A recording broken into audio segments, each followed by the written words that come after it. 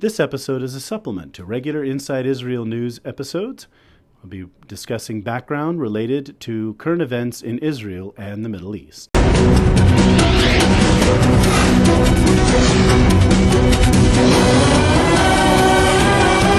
Captain's Log Supplemental.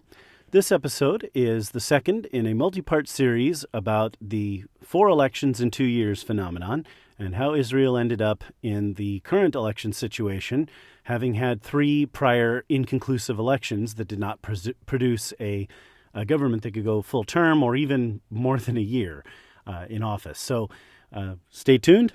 This is part 2 about the September 2019 election, the second within a year after the election of April 2019 failed to produce a result. When the April election failed to produce a result, it had several political consequences that changed the political map for the next election. One of them was that after running together and attempting to put a coalition together, Yair Lapid ultimately dropped out of running for prime minister. The Gantz-Lapid grouping had been popular, but even during the April election, Lapid had realized that his lack of popularity, I mean, he's popular on the left and a popular center-left politician, but there's a lot of opposition to his serving as prime minister on the right. And so he dropped out of the running as a potential prime minister. So he decided to take a second place to Benny Gantz in the coalition. So Benny Gantz would be prime minister and would use his foreign policy experience, his military experience to guide the state forward, and Yair Lapid would take some other role and address domestic policy and be a leader in the political situation if they were to win. So that was one change. Also, Netanyahu had refused to join a coalition, just like Gantz had refused to join a coalition with Netanyahu. Netanyahu had refused to quit and leave the government in the hands of Gantz or another Likudnik, and he had chosen to cling to power. So the question of his own popularity came into question here. It became a matter for this particular election. The September 2019 election really represents a low point in Bibi Netanyahu's position in Israeli politics, and one of his worst performances since 2006, when Likud was running against Kadima and came out with only 12 seats and became a minor party, only briefly to be resurgent in national politics in 2009, again under Netanyahu's leadership. So this is the situation that was in the mix, let's just say. This is how things were set up in the summer of 2019. An interesting milestone was reached. In July of 2019, Bibi Netanyahu officially superseded David Ben-Gurion's record as longest-serving prime minister. So as of July 2019, Bibi Netanyahu is the longest-serving prime minister in Israeli history, and every day that he serves thereafter is a new record for longest-serving prime minister. And so the question now is beginning to arise as we head into the 2019 election in this particular point in the podcast, but also especially now in the upcoming 2021 election as to whether there ought to be some kind of term limit for the prime minister's office, because this long-term, long-serving thing, right? In any case, the other effect of the election was that the parties reshuffled just a little bit. In the April 2019 election, for example, the joint list, the Arab parties, had split into 2. Ra'am Ta'al had run as one party, and the other 2, Hadash Balad, had run as a second party. And they had earned 10 seats collectively. So I said joint list in the last episode, won 10 seats, but they had run as separate parties. They chose to run again as one joint list for this election. And Meretz would join with a party, the Social Democratic Party, which in Israel, the Israeli Social Democratic Party, generally does not earn enough votes to have seats in the Knesset. They usually fall short. And because they often fall short, they don't have much say in Israeli politics.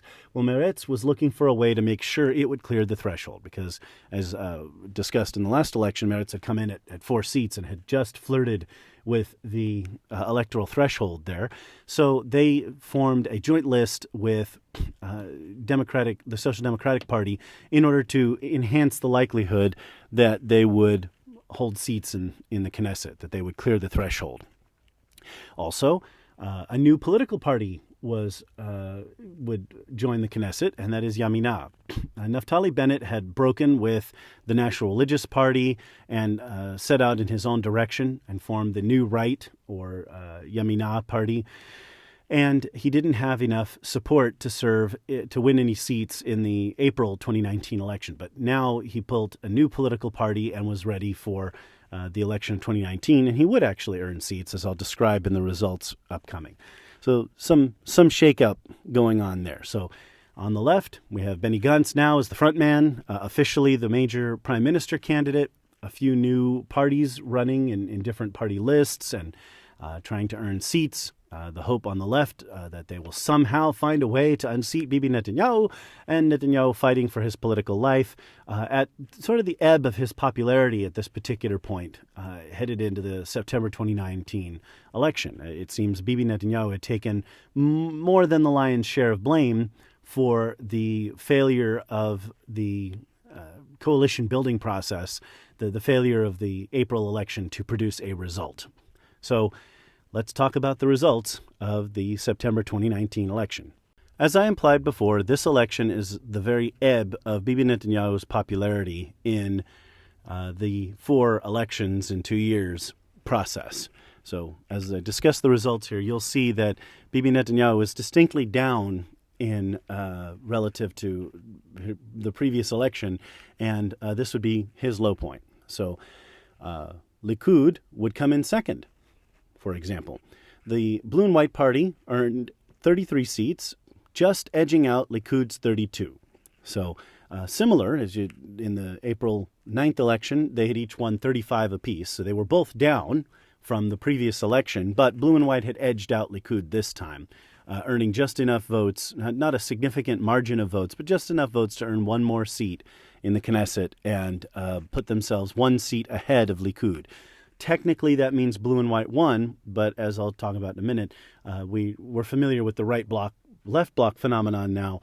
So it really depends on how many seats parties have that would be natural coalition partners relative to the winning party, rather than just how many seats the winning party won. But in any case, Blue and White came in first with 33 seats, Likud with 32, the Sephardic Orthodox Party, Shas, with 9, Yisrael Beitenu up at 8. This is Avigdor Lieberman's secular right party, also against Bibi Netanyahu at this point. The Ashkenazic ultra-Orthodox party, UTJ, at 7 seats. Yaminah, this is Naftali Bennett's party, at 7 seats. Labor, the Israeli Old Left, at 6 seats. And Democratic Union, which was Meretz's joint list with the Democratic Socialist Party, the Social Democracy Party, is at 5. So this is the Knesset that resulted from the September 17th election. Now, again, as I've talked about winning for losing and losing for winning, winning and not winning, winning and losing, and this kind of thing, we see that once again, the natural coalition partner for Bibi Netanyahu was 56. So Bibi came in right at the same number he'd had before. Parties worth about 56 votes were willing to join a coalition with Netanyahu, and parties worth about 52 seats were willing to join with Benny Gantz, right? So once again, Bibi came in a few seats ahead in terms of the parties that would recommend him for prime minister. But Likud had fallen behind Blue and White. Again, this is the ebb of popularity. And there had been some shifting votes. So Yisrael Beitenu was up 3 seats from its previous election. The far-right party, the union of right-wing parties, had completely disappeared from the map. They fell apart and did not clear the threshold to have seats in the Knesset. Meretz had chosen to form up with another party, a smaller party, in order to edge out the electoral threshold and manage to get themselves 5 seats. And as we can see also, I mentioned the Kulanu party in the last supplement. Kulanu did not clear the threshold, and therefore the Kulanu party is gone from Israeli politics now. So we're at this place. Joint list, the Arab parties running as 2 separate blocks had earned 10 seats in the previous election in April, but in the September 17th election, Joint list won 13 seats. So just a little over 10% of the seats in the Knesset. So you can see that the Arab parties do win a significant number of seats, but the fact that they never participate in government and do not engage actively in Israeli politics, they simply protest the existence of Israel for the most part, that becomes a bit of a problem because, 10% here, just over 10%, 13 seats out of 120 are basically null in the election results. And you can just imagine if some of those parties were willing to join the left, that would put Benny Gantz much closer to forming a coalition, for example. Or if, say, Ra'am were willing to join with Bibi Netanyahu, that could put him closer to forming a coalition. But this is where they present an interesting challenge in the election system. So again, Netanyahu's and his natural coalition partners had earned about 56 seats, and Benny Gantz had come in at 52, his coalition 52. So because Bibi Netanyahu received the recommendation of a greater number of seats, parties worth a greater number of seats, he was given the first go at forming a coalition.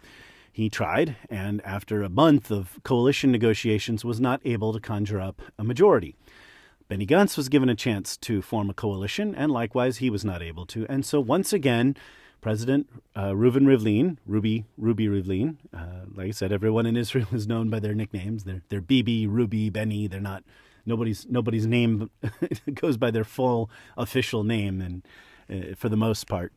In any case, President Ruby Rivlin sat down with the 2 leaders and tried to form a coalition. This time, one of the sticking points was that Bibi Netanyahu was willing to form a unity government with a rotation in office for at least, let's say, 2 years, just to buy some time to go forward. But he was not willing to do so unless one of the ultra-Orthodox parties, Shas, was allowed to join the government. And this proved to be something of a poison pill. That is a negotiating tactic to prevent an agreement from being reached, right? The poison pill is what makes it so you can't sign the agreement. This turned out to be the poison pill. Benny Gantz did not want to form a government that would involve the ultra-Orthodox. Well, Netanyahu had maintained the loyalty of the ultra-Orthodox parties by being one of their supporters, and of course he wants them to continue to be his supporters. As we can see in the elections here, they're worth about 16 seats in both elections between the 2 parties, right? So you're talking about a significant chunk of the election of the Knesset, right? So 16 seats is nothing to sneeze at, and Bibi wants to keep them loyal to him. So he wasn't willing to form a government without them. And naturally, that was something Benny Gantz did not want to do. So once again, after months and months of trying to build a coalition, of wheeling and dealing and trying to negotiate, once again, no result was able to be achieved. And thus, a 3rd election was going to be scheduled. The Knesset dissolved. So that means that at this point, Israel has been in the hands of a caretaker government for almost a year. And they're heading into another election, which means that the caretaker government will be over a year, right? And that's a problem. This is a technocratic government that's not making major policy decisions. It's just managing the day-to-day issues of government and not really addressing the larger questions. And so voters aren't really getting the full benefit of an elected government. They're just getting the babysitters, let's say. So that election broke down, and now the Israeli voters are in this awkward situation of having to go to the polls a 3rd time. Once again, the blame goes around those parties who refused to negotiate a coalition with Bibi Netanyahu and made him the central issue, that they would not sit in a government with him, could be argued to be somewhat at fault for this. Likewise, Bibi was unwilling to resign, was difficult in negotiations, and again, there was that poison pill of he was not going to abandon the ultra-Orthodox in coalition talks that ultimately broke that down. So plenty of blame to go around. However, this election, as I said before, this represents the low point for Bibi. After this election, Bibi is going to be a little bit more resurgent in the third election, and now, as I've talked about in polls, headed toward the fourth. Bibi's looking a lot better in the polls. So here we go again. It'll be on to another election in the next part of the next supplemental. We're two elections in, a third scheduled, and then we'll get on to the setup for this fourth election that is coming up that I'm talking about in the other podcast regular episodes. So with that, I will say להתראות. Goodbye. אולי נפליגה בספינות מחוף אילת עד חוף של הים ועל המשחטות הישנות יטעינו תפוחי זהב כל זה אינו משל ולא חלום זה נכון כאור בצהריים כל זה יבוא מחר אם לא היום ואם לא מחר אז מחרתיים